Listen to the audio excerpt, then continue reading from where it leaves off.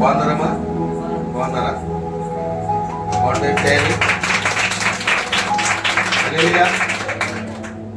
ఎందుకు చప్పట్లు కొట్టిస్తామంటే మీరు ఉత్సాహంగా ఉండాలని. ఈ చప్పట్ల వల్ల మీరు నిద్రపోతుంది, అలర్ట్ అవుతారు. దేవుని మాటలు కొత్తైనా మీరు విని మీ హృదయంలో భద్రపరుచుకొని వర్తిల్లాలనేది నా ఆశ. హల్లెలూయా. మరొకసారి చప్పట్లు కొడతాం. మన ప్రభు అయిన యేసుక్రీస్తు నామములో జీసస్ కాలింగ్ మినిస్ట్రీ మహిమగల సంఘం తరపు మీ అందరికి నా హృదయపూర్వక ధన్యవాదాలు తెలియజేస్తున్నాను. వందనాలమ్మా. బాగున్నారు కదా? మరి దేవుడు మనకు ఇంతవరకు ఆరాధన చేసుకున్నాం, ఈరోజు అంశాన్ని బట్టి మనం లేఖనాలు పరిశీలించుకుందాం. మానవులని దేవుడు నిన్ను ఈ భూమిపైన వర్ధిల్లింప చేయాలని. చెప్పండి ఒకసారి అంశం పేరు గట్టిగా. నిన్ను వర్ధిల్లింప చేయాలని, భూమిపై వర్ధిల్లాలి అని దేవుడు ఆ మాటలు మనం లేఖనాల్లో చూసుకున్నాం. చూడండి, మనము దేవుడు ఏం చెప్తున్నాడు? ఈ లోకానికి వెలుగై ఉన్నారు అని చెప్తూ ఉన్నాడు. అవునా కదమ్మా? వెలుగై ఉన్నారనే మాట మనకి ఎక్కడ కనిపిస్తుంది అంటే మత్తయి సువార్త చూద్దాం. చూడండి, 5వ అధ్యాయం 14వ వచనంలో ఒక మాట రాయబడి ఉంది. మీరు లోకమునకు వెలుగై ఉన్నారు. ఏమంట? కొండ మీద నున్న పట్టణము మరగై ఉండనేరదు. మీరేమై ఉన్నారంటే ఈ లోకానికి వెలుగై ఉన్నారంట. తండ్రి అప్పుడు దేవుడంట, అలాగే మా కన్న తండ్రి కూడా మనందరికి అవకాశం ఇచ్చేశాడు. ఆయన ఇక్కడ ఉన్న వాళ్ళందరికీ అవకాశం ఇచ్చేశాడు. మరి ఎంతమంది పొందుకుంటున్నారు? ఎంతమంది శ్రద్ధగా వింటూ ఉన్నారు? ఎంతమంది ఆయన వైపు చూస్తూ ఉన్నారు? ఇప్పుడు చెప్పబడిన మాటల మీద ఎంతమంది లక్ష్యం ఉంచుతూ ఉన్నారు? తండ్రి మాట ఆనాడు చిన్నవాడు విన్నాడు కాబట్టి శ్రద్ధగా వాడు బల్బును వెలిగించినట్టుగా చూస్తున్నాడు, వెలుగు నింపాడు.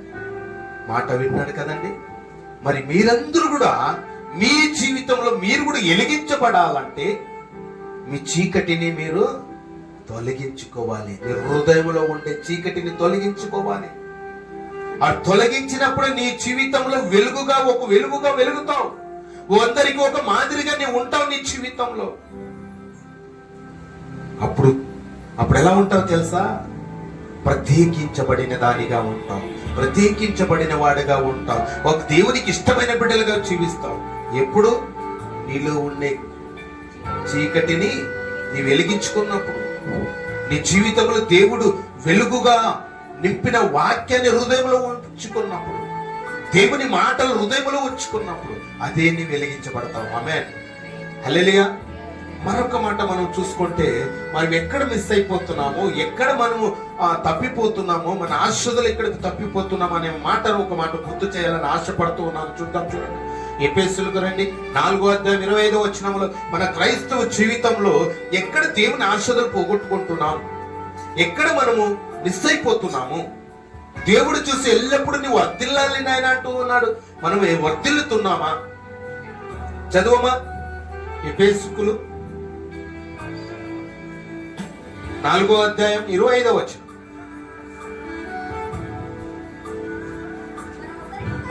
మనము ఒకరికొకరము ఏమై ఉన్నామంట? మనమందరము అవయవములై ఉన్నాము. మనం ఒకరికొకరు అవయవములై ఉన్నాము. మనం అందరూ కూడా ఒక తల్లి పిల్లలం అని చెప్పాను. యేసు రక్తం కడగబడిన వారం అని చెప్పాను. పరలోకం నుండి దేవుళ్ళ నుండి వచ్చిన వాళ్ళమని చెప్పాను. ఎస్ఆర్ అండి, చూసావా? మాట చదువుమా మరొకసారి.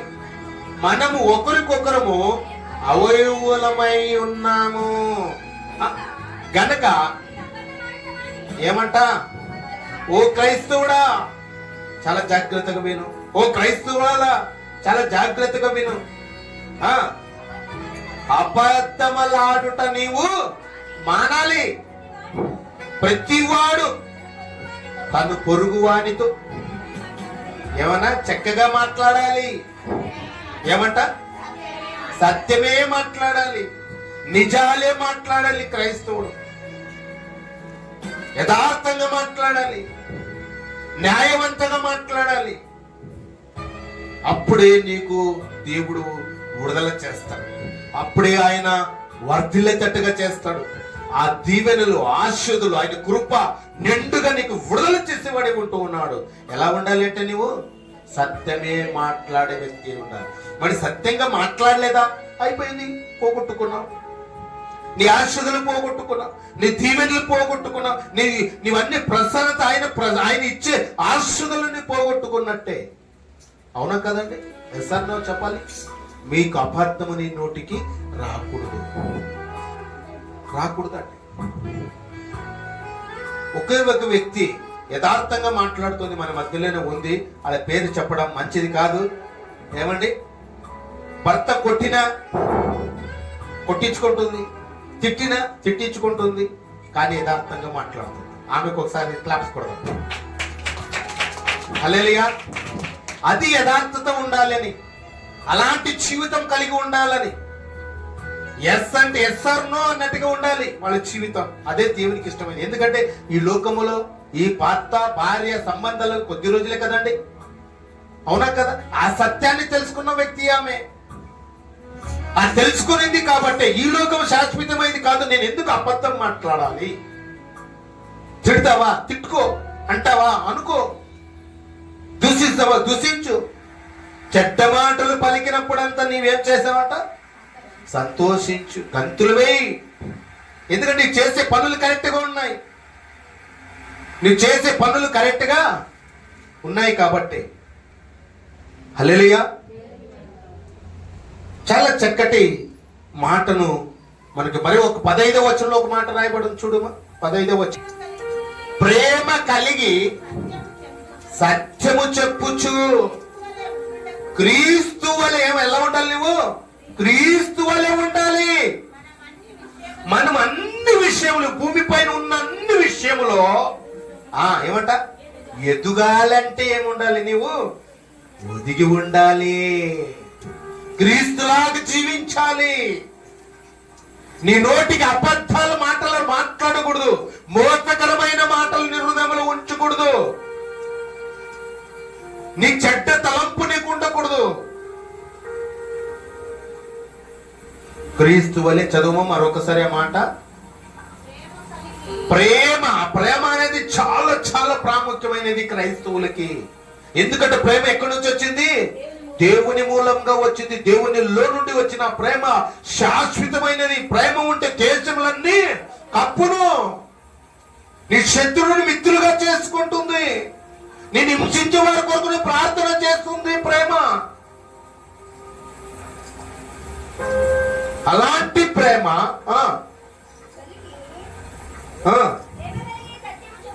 ప్రేమ కలిగి సత్యము చెప్పుచు. ఏమంట? ప్రేమ కలిగితే ఏమొస్తుంది నీ నోటికి? సత్యము. సత్యము. ప్రేమ ప్రేమ ప్రేమ ప్రేమ కలిగితే ఏమొస్తుంది? సత్యం వస్తుంది నీ నోటికి. హృదయం నిండిన దాన్ని బట్టి పెదవులు మాట్లాడను. అర్థమవుతుందా? చదువమ్మా. క్రీస్తు వలె. ఆయన ఎక్కడైనా అబద్ధాలు చెప్పాడా? క్రీస్తు ఈ భూమి పైన చెప్పాడండి? చెప్పాడా?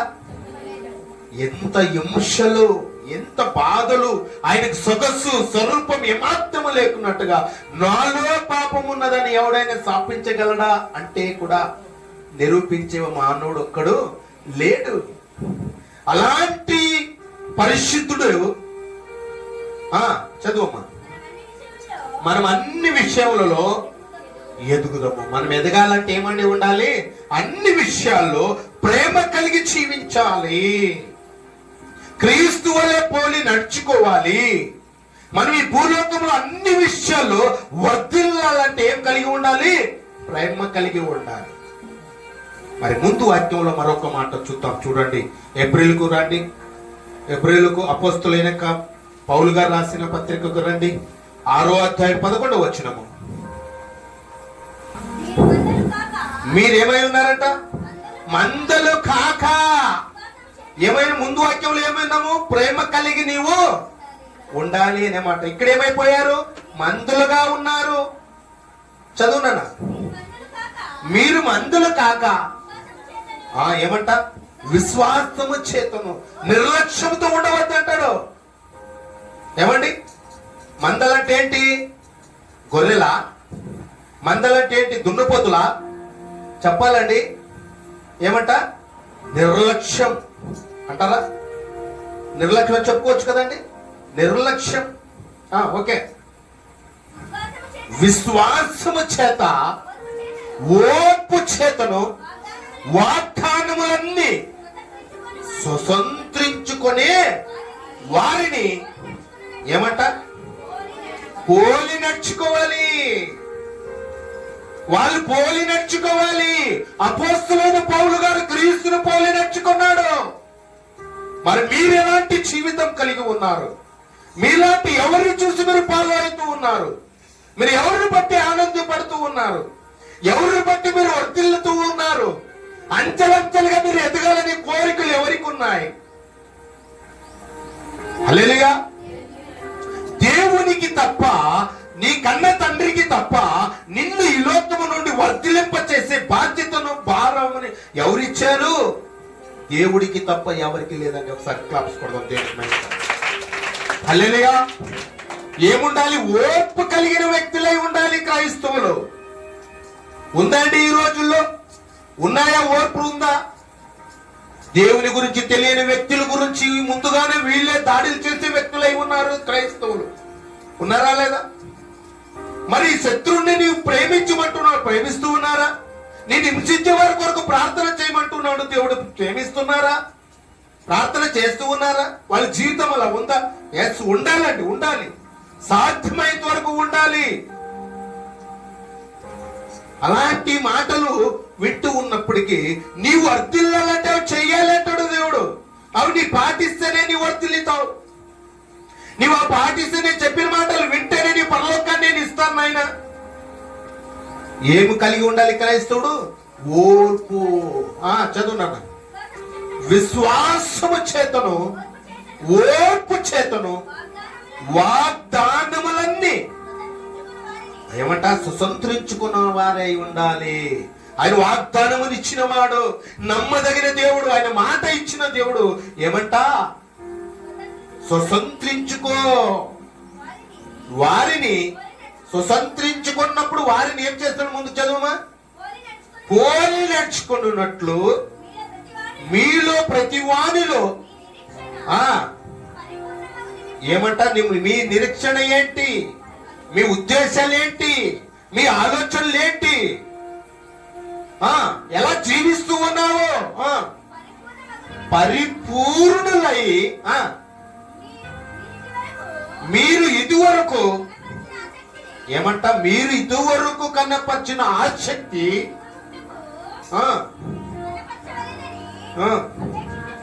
అపేక్షించుచున్నారు. మీరు కనపరిచే వ్యక్తులై ఉండాలి. ప్రేమ లోపల ఉంది ఉంది ఉంది అనుకుంటే ప్రయోజనం ఏంటండి? నా భర్త అంటే నాకు ప్రేమ, నా భార్య అంటే నాకు ప్రేమ అంటే ఎలా కనపరచాలి? ఉందంటే సరిపోతుందా? నువ్వేం చేయాలి? అన్ని చేయాలి. ఆయనకి చేసే సేవ అంతా. భర్తకు చేయవలసిన పనులన్నీ నీవు చేయాలి. భర్త భార్యకు చేయవలసిన పనులన్నీ చేయాలి. అది ప్రేమ. అర్థమైతే ఉన్న మాటలు కింద వాక్యంలో మనం చూద్దాం. చూడండి, సమూయేలు 1వ అధ్యాయం 17వ వచనం. అంతటా ఏలీ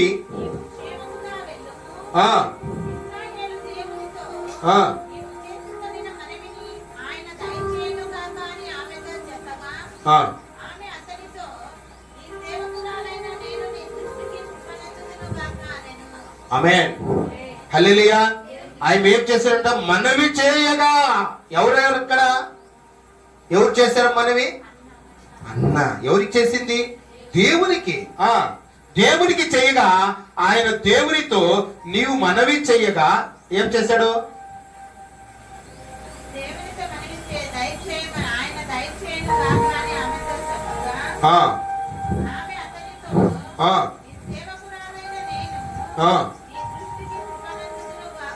ఏమంట? కృపానందును గాక. ఏం పొందుకునిందామే? కృప. ఎవరిచ్చారు? దేవుడిచ్చాడు. ఆ కృప నువ్వు పొందుకోవాలి.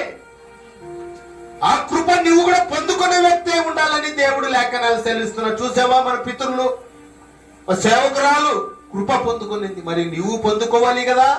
ఆ మాటను మీకు తెలియజేస్తూ ఉన్నాడు దేవుడు స్వామిల ద్వారా. మరొక మాట మీరు చూస్తూ ఉన్నాను, ఈ భూమిపైన నీ వర్ధిల్లాలంటే ఎలాంటి దీవెనలు మీకు రావాలంటే చూడండి, అక్కడికి ద్వితీయోపదేశకాండంకి రండి, 30వ అధ్యాయం. నేను తొందరగా వెళ్తూ ఉన్నాను. ద్వితీయోపదేశకాండం 30వ అధ్యాయము 9-10 వచనంలో కనిపిస్తుంది ఒక మాట. నీవు ఎలాంటి దీవెనలు వర్ధిల్లాలని దేవుడు ఆశపడుతున్నాడు, అక్కడ ఒక మాట కనిపిస్తుంది. చదువునా? మరి నీ దేవుడైన యెహోవా నీ చేతి పనులన్నీ విషయములలో, నీ పశువుల విషయములో, నీ భూమి పంటను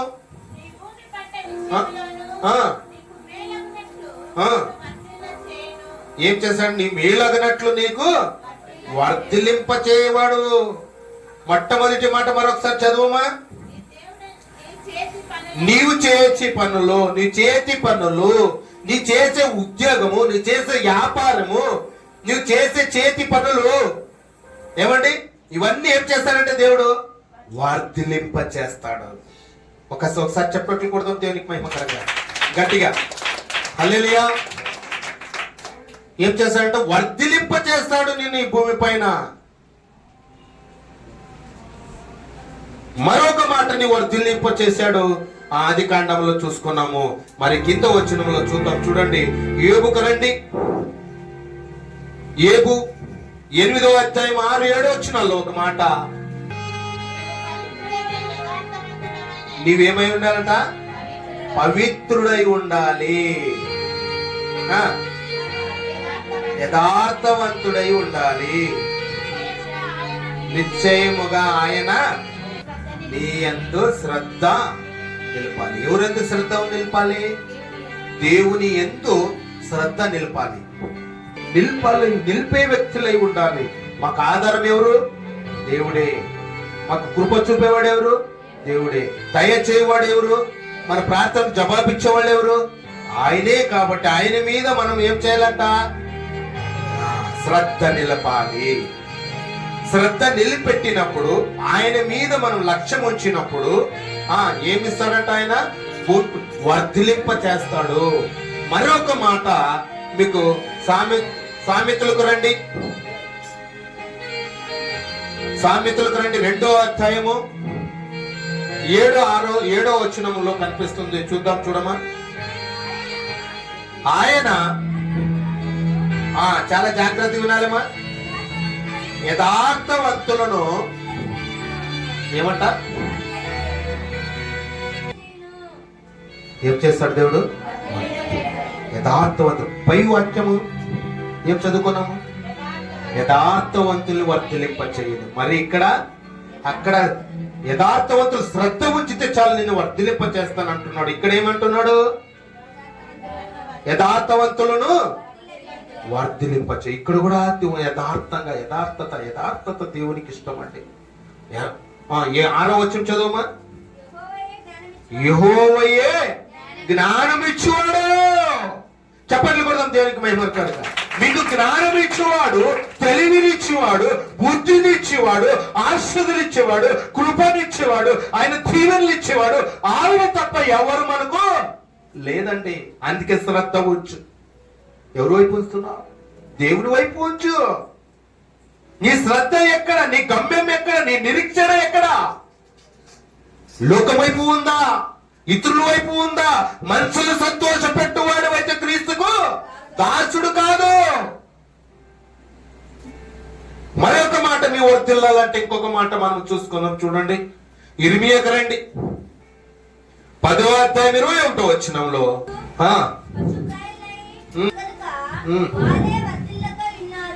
ఏమై ఉన్నారంట? దేవునితో సహవాసం లేక ఏమైపోయారంట? వాళ్ళు వర్ధిల్లించారా? వర్ధిలింపలేదు. చూసావా? వర్ధిలించలేని వాళ్ళ గురించి రాసి ఉన్నాడు.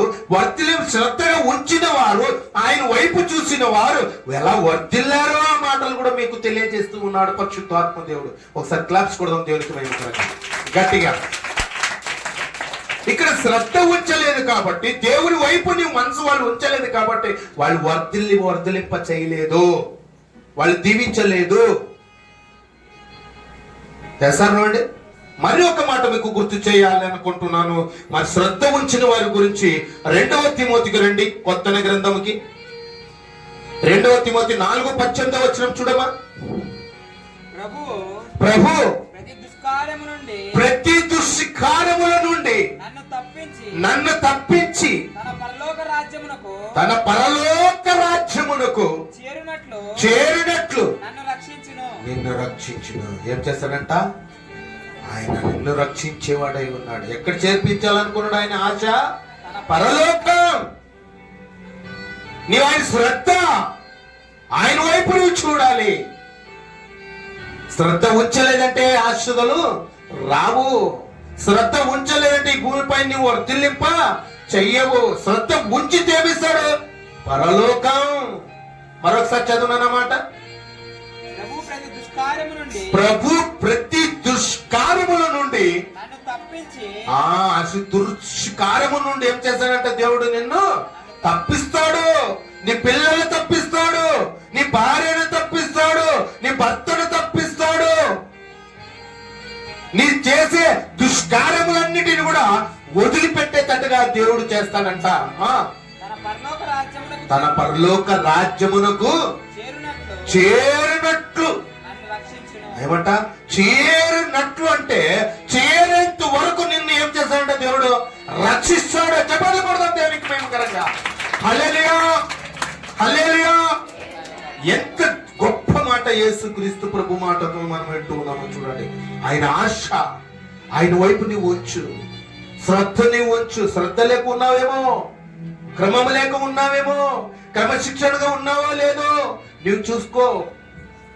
వాళ్ళ శ్రద్ధ ఉంచలేదు కాబట్టి భూమి పైన వర్ధిల్లింప చేయలేదు దేవుడు.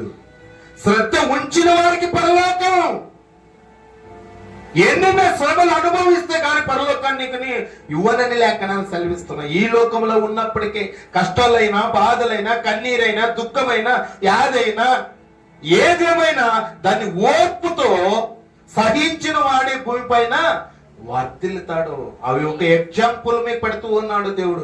అవి ఒక శోధనలు నీ దగ్గరికి చెప్పిస్తూ ఉన్నాడు. నా బిడ్డ ధైర్యపరచుకోవాలి, నా బిడ్డ బలము తెచ్చుకోవాలి, ధైర్యాన్ని తెచ్చుకోవాలి. దాన్ని ఎదిరించే ధైర్యాన్ని నేను ఇస్తాను. నా బిడ్డలకు ఏది నేను కాపలాగా ఉంటాను, కానీ దాన్ని ఎదిరించే శక్తి నా పిల్లలకు నేను నేర్పించాలి. వాళ్ళని ధైర్యపరచాలి. వాళ్ళు భయపడుతున్నారు లోకములో.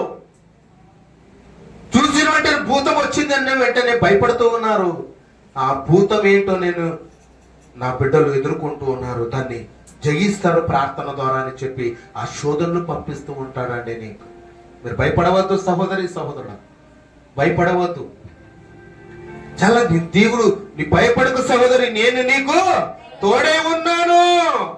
నిన్ను పరలోకము చేరేంత వరకు నిన్ను నేను వదిలి పెట్టను. అందుకే ఆదరణకర్తను మా మధ్యలోకి పంపించాడు, సత్యస్వరూపి నడిపించే ఆత్మ. అశ్రద్ధగా నీ వాక్యం వినాలి, శ్రద్ధని ఉంచాలి దేవుని వైపు. మరి ఈ రోజు నువ్వెవరి వైపు ఉంచుతున్నావో సహోదరి, సహోదరుడా?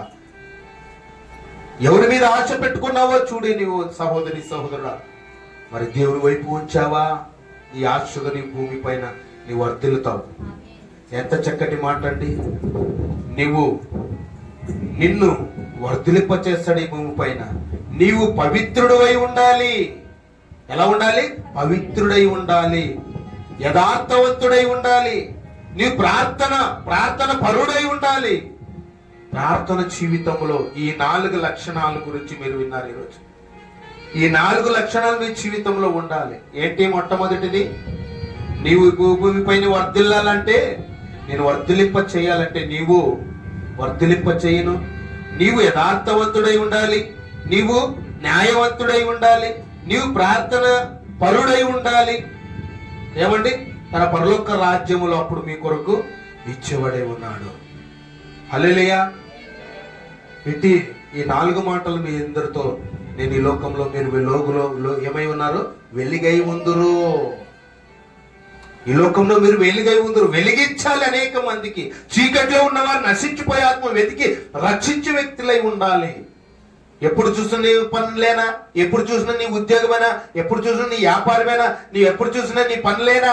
ఆ పనులు కాదు కానీ మందలుగా కాకున్నట్టుగా, నిర్లక్ష్యముతో కాకున్నట్టుగా దేవుని పనుల్లో నీవు ఉంటే నీవు భూమి పైన వర్ధిల్లుతావని శ్రద్ధ ఆయన మీద ఉంచాలి. శ్రద్ధ ఆయన మీద ఉంచాలంటే ప్రేమ నీ హృదయంలో ఉంటే ఏం చేస్తావు? ఈ భూమి పైన ఏమిటామా? వర్ధిల్లుతావు. వర్ధిల్లాలంటే నీవు దేవుని వైపు ఉంచాలి. నీ మనసు దేవుని వైపు ఉంచేవారుగా ఉండాలని లేఖనాలు సెలవిస్తున్నాయి. ఇంతటితో ఈ వాక్య భాగాన్ని నేను ముగిస్తూ ఉన్నానండి.